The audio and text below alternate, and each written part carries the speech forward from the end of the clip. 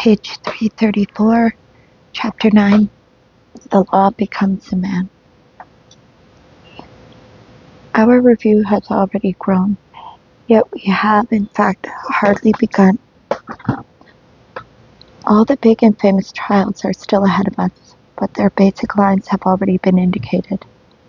So let us stick with our law while it is still in its Boy Scout stage. Let us recall one long-forgotten case, which was not even political. F. The case of Gulag, May 1921. This case was important because it involved engineers, or as they have been christened in the terminology of the time, specialists or spetsy. Gulag was the main fuels committee. 1921 was the most difficult time of all 4 winters of the Civil War. Nothing was left for fuel, and trains simply couldn't get to the next station. And there were cold and famine in the capitals, and a wave of strikes in the factories, strikes which, incidentally, had been completely wiped out of our history books by now. Who is to blame? That was a famous question. Who is to blame? Well, obviously not the overall leadership, and not even the local leadership. That was important. The comrades who were often brought in from outside, i.e. the communist leaders, did not have a correct grasp on the business at hand. Then it was the engineers or spetsy who were supposed to outline for them the correct approach to the problem. And this meant that it was not the leaders who were to blame. Those who had worked out the calculations were to blame. Those who had refigured the calculations. Those who had calculated the plan, which consisted of how to produce food and heat with zeros.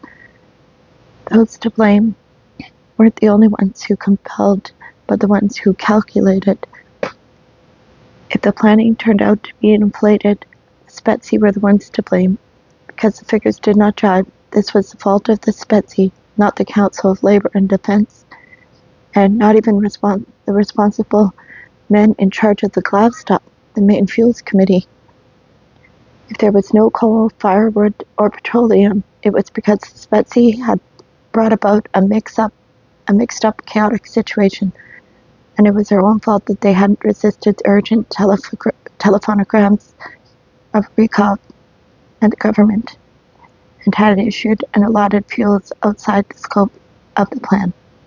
The spetsy were to blame for everything, but the proletarian court was not merciless with them. Their sentences were lenient. Of course, an inner hostility to those cursed spetsy remains in proletarian hearts, but one can't get along without them. Everything goes to wreck by root and ruin, and the tribunal doesn't persecute them. And Krylenko even says that from 1920 on, there is no question of any sabotage. Spetsy are to blame, but not out of malice on their part, simply because they are inept. They aren't able to do any better. Under capitalism, they hadn't learned to work. Or else they were simply egotists and bribe takers. And so, at the beginning of the Reconstruction period, a surprising tendency towards leniency could be observed in regard to the engineers.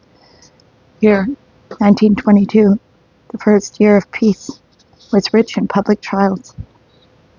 So rich that that almost the entire chapter will be devoted to that year alone. People are surprised the war has ended, and yet there is an increase in court activity. But in 1945 too, in 1948, the dragon became very, very energetic. It is not perhaps a simple sort of law in this. Is there not? Although in December 1921, the 9th Congress of the Soviets decreed that the authority of the Cheka be narrowed, and in consequence its authority was indeed narrowed, and it was renamed the GPU. As early as October 1922, the powers of the GPU were broadened again, and in December, Dzerzhinsky told Pravda correspondent Now we need to keep watch with particular vigilance over anti-Soviet currents and groupings. The GPU has reduced its apparatus but strengthened in terms of quality. And at the beginning of 1922, we must not bypass G. The case of the suicide of engineer Oldenburger, tried before the Supreme Tribunal in February 1922. This case is a forgotten, insignificant, and totally atypical result, and it was atypical because its entire scale was that of a single life that had already ended. And if that life hadn't ended, it would have been that very engineer, yes, and 10 more with him, forming its center, who would have sat before the victory. In that event, the case would have been altogether typical. But as it was, an outstanding party comrade, Readalong, sat at the defendant's bench, and with him 2 members of the RKI, the Workers' and Peasants' Inspection, and 2 trade union officials. But like Chekhov's far-off broken harp-string, there was something plaintive in this trial. It was, in its own way, an early predecessor of the Shatsky and Prom Party trials. Maybe Oldenburger had worked for 30 years in the Moscow water supply system and had evidently become its chief engineer back at the very beginning of the century. Even though the silver age of art, 4 state dumas, 3 wars, and 3 revolutions had come and gone, all Moscow drank Oldenburger's water. The acmeists and the futurists, the reactionaries and the revolutionaries, the military cadets and the Red Guards, the Council of People's Commissars, the Cheka and the Workers' and Peasants' Inspection, all had drunk Oldenburger's pure cold water. He had never married, and he had no children. His whole life had consisted of that one water supply system.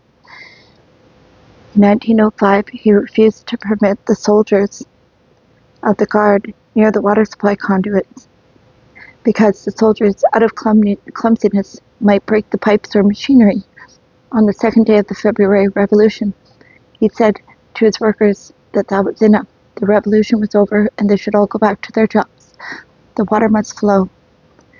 And during the October fighting in Moscow, he had only one concern: to safeguard the water supply system.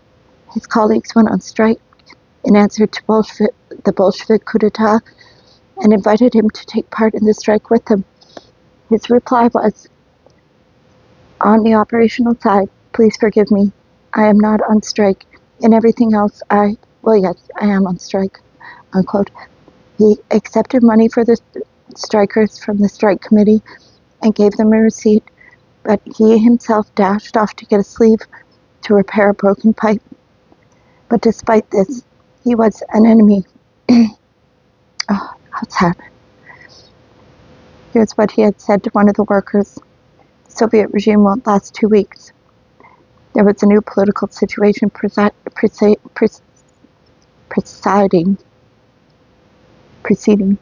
the announcement of the new economic policy.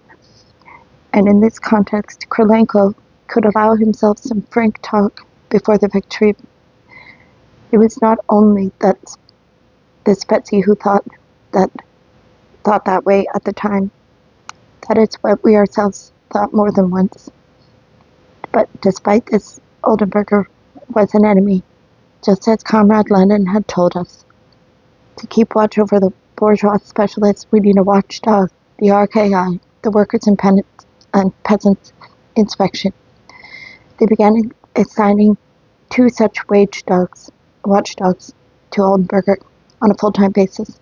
One of them, Markov Zemlyansky, a swindler and a former clerk in the water system, had been fired for improper conduct and had entered the service of the RKI because they paid better.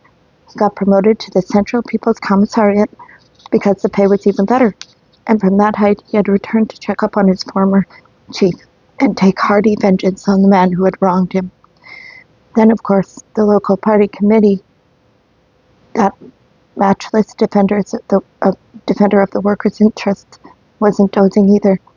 and communists were put in charge of the water system. Only workers are to hold top positions.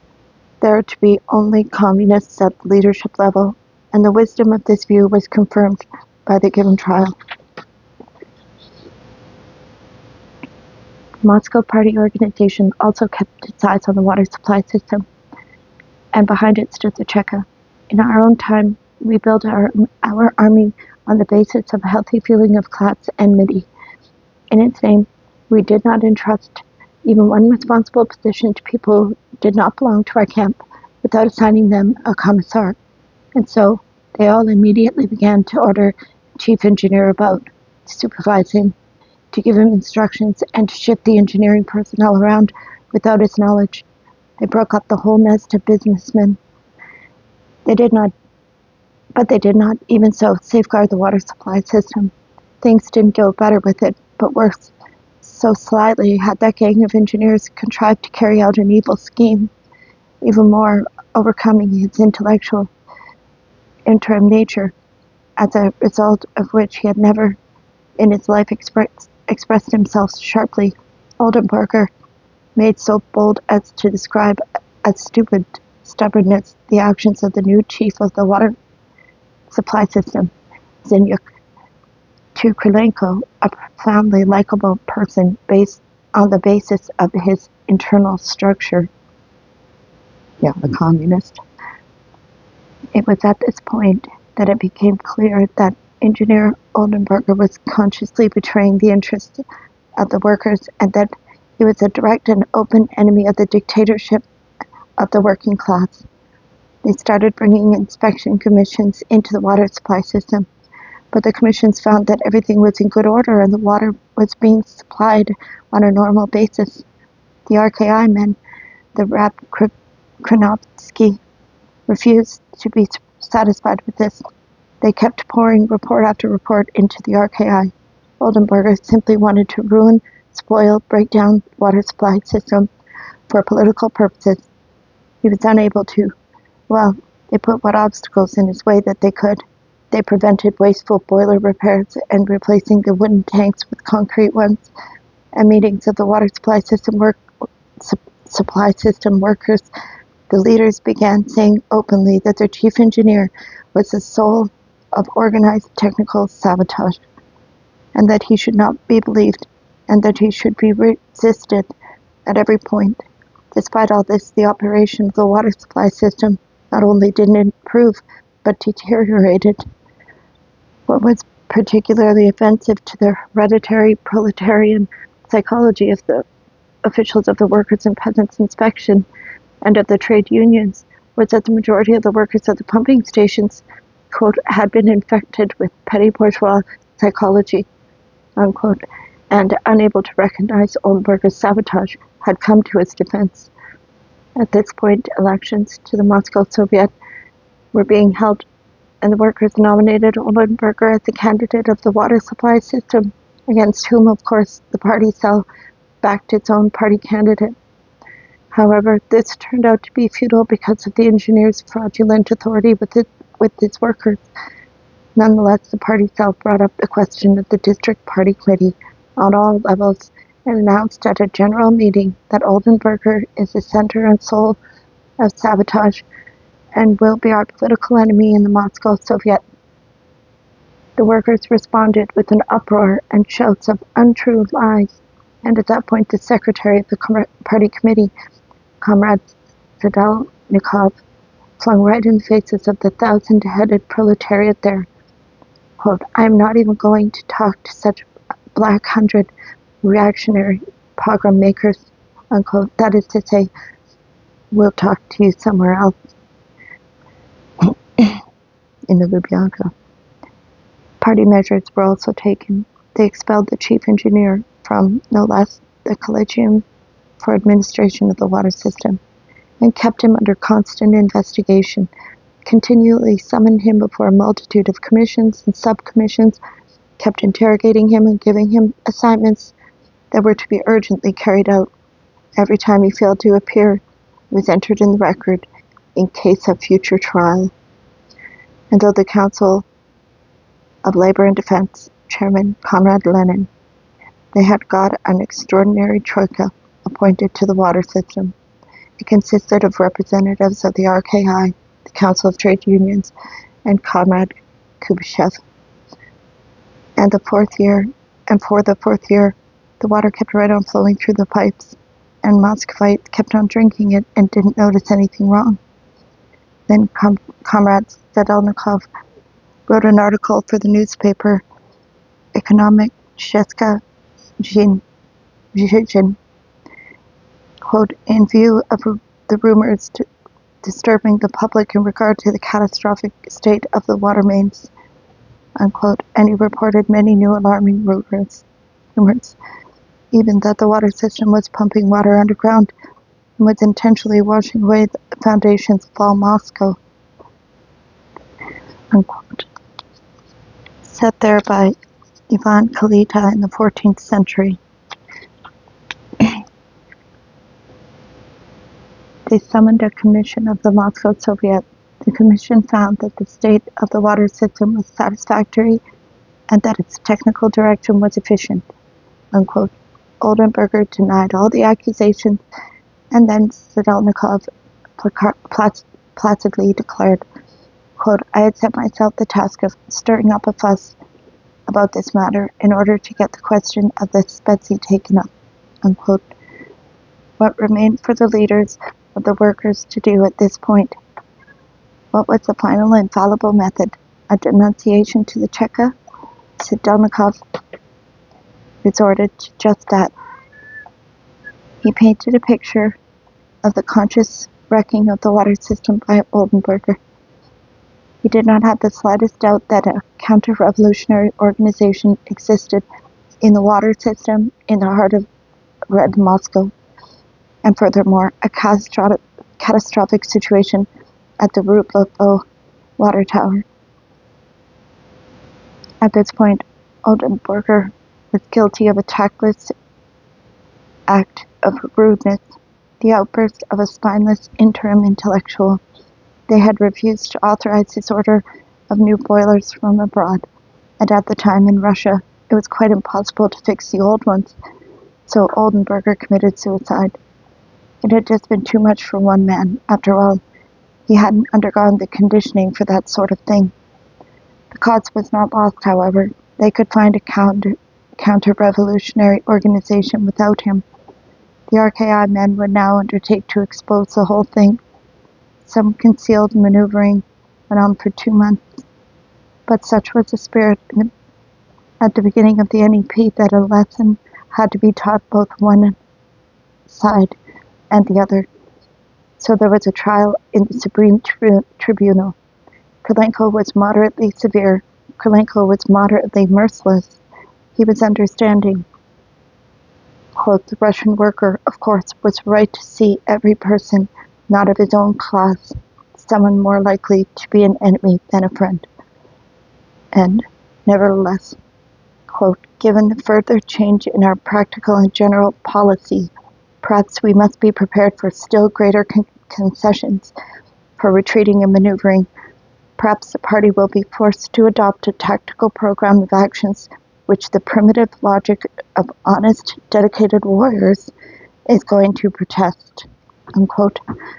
Well, it's a fact that the workers who testified against Comrade Readalong and the RKI men were easily brushed off by the tribunal, and the defendant Readalong replied brazenly to the threats of the accuser, Comrade Krylenko.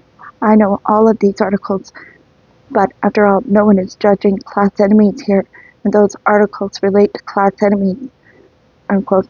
However, Krylenko laid it on good and thick, deliberately false denunciations to state institutions in circumstances aggravating guilt, such a personal grudge and settling the personal accounts, the abuse of an official position, political irresponsibility, abuse of power, and of the authority of government officials and members of the Russian Communist Party, Bolsheviks, disorganization of the work of the water supply system, injury done to the Moscow Soviet and Soviet Russia, because there were such few specialists. It was impossible to find replacements for them, and we won't even begin to speak of the individual personal loss. In our time, when struggle is the chief content of our lives, we have somehow grown used to not counting these irrevocable losses. The Supreme Revolutionary Tribunal must utter its weighty word. Quote, punishment must be assessed with all due severity. We didn't come here just to crack jokes. Unquote.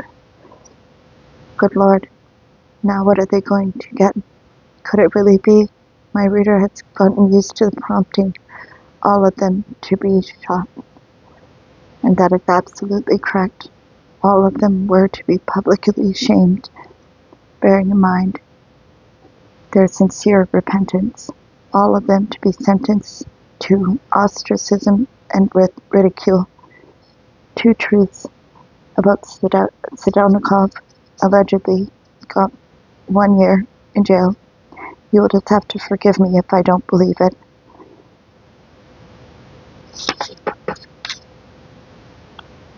Oh, you bards of the 20s, painting your pictures of their bright and bubbling happiness, even those who touched only their harshest edge, their farthest edge, who touched them only in childhood, will never forget them.